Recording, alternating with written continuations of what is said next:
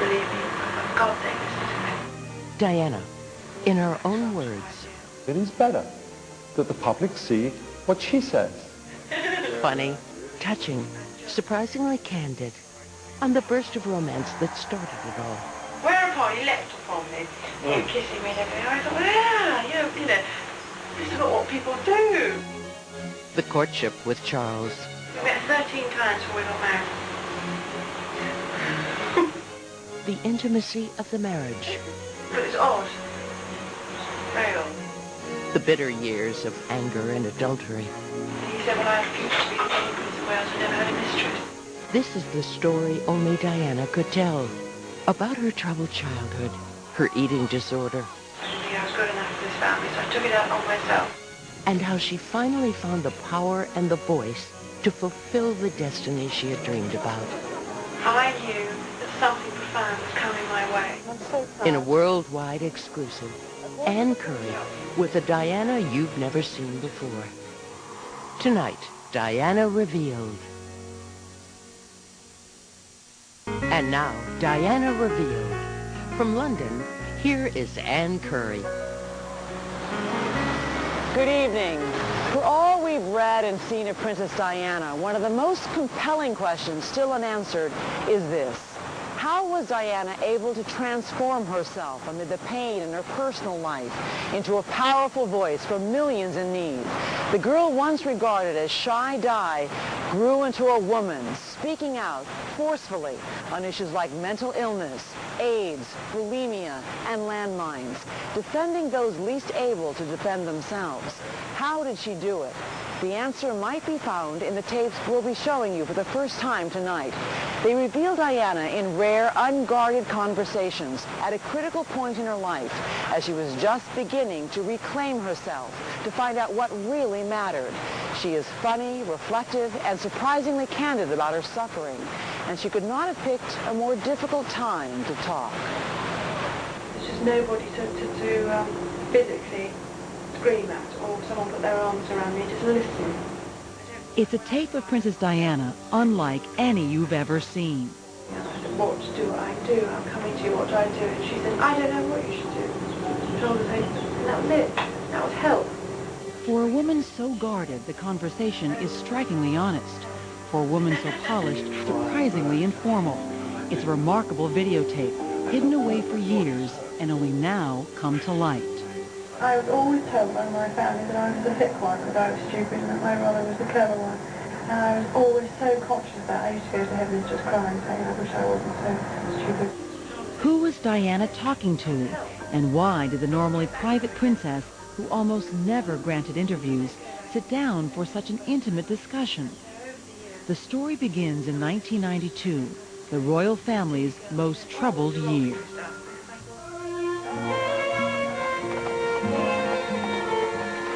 Despite the cheerful pictures in the news each week, the story of the royals was much more like a soap opera. 1992 is not a year on which I shall look back with undiluted pleasure.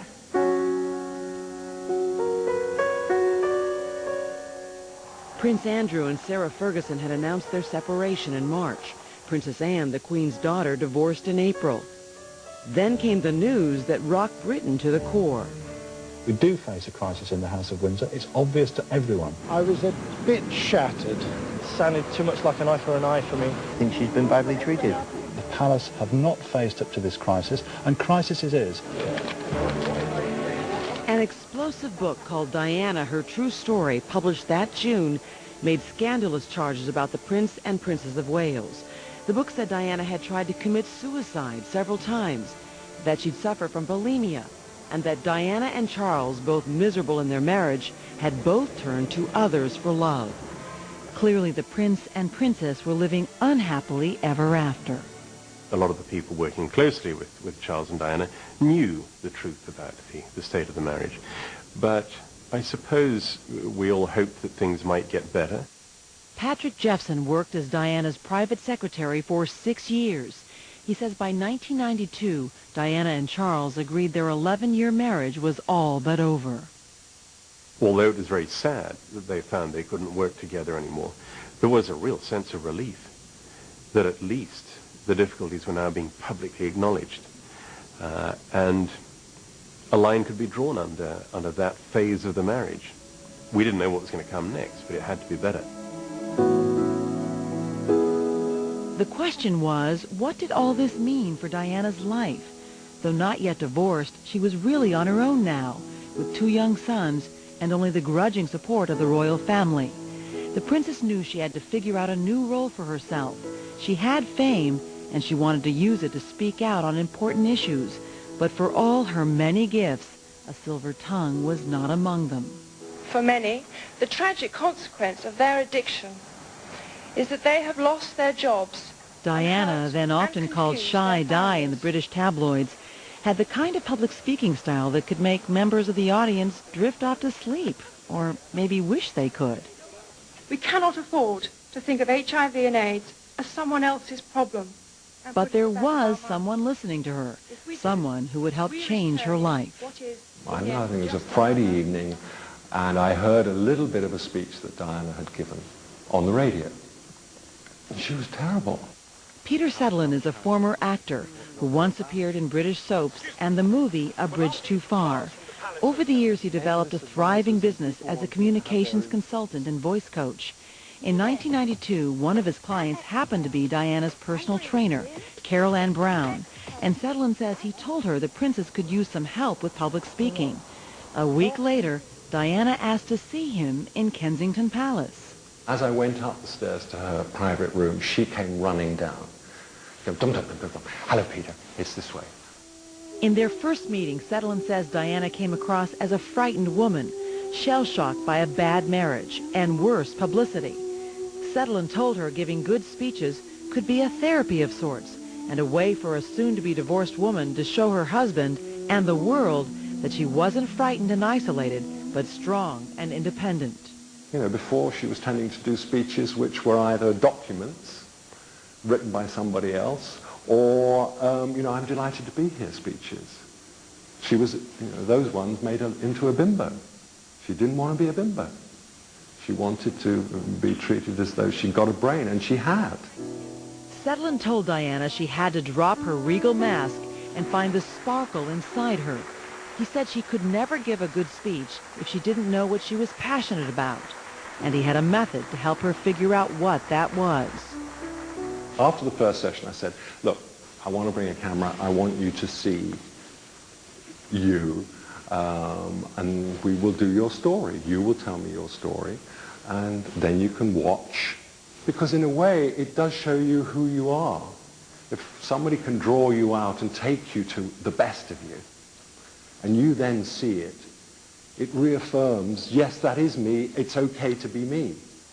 So on September 21st, 1992, with the media going mad over the state of the monarchy, the health of the Wales' marriage, and what the princess might be thinking, Diana plopped down on a couch in her Kensington Palace sitting room, with Sutherland sitting across from her, and began telling him all about herself. I said, you can disbelieve me, but for God's sake, listen to me. This is one of at least 20 tapes Sutherland says he recorded, using an amateur video camcorder, of the princess between September 1992 and December 1993.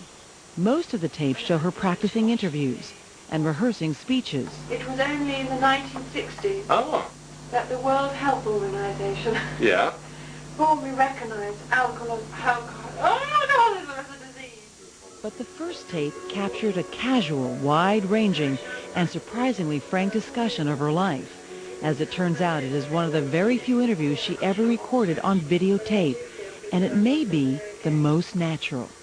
How did you convince a woman who had felt the lash of the worst of tabloid media to agree to speak about her most intimate personal trials on tape? Well, the tapes were for us. The tapes were always for us. She knew why we were doing it. She wanted to use this, her voice, wanted to be heard. She needed to be heard. And this was the beginning of the opportunity to do that. People have said that the fact that you're releasing these tapes exploits Diana. I can't stop them saying it. I don't necessarily agree. But do you think you exploited No, it? I don't. Not Because now. she didn't expect these tapes to be released. She didn't know she was going to die. She didn't know that people were going to write what they have about her and twist the truth. I've had to shift to a place of it is better that the public see what she says, not embellished by other people, not people who make their living out of quoting what she's done. I haven't done that. Sutherland's tapes almost never saw the light of day, missing for years, confiscated by police.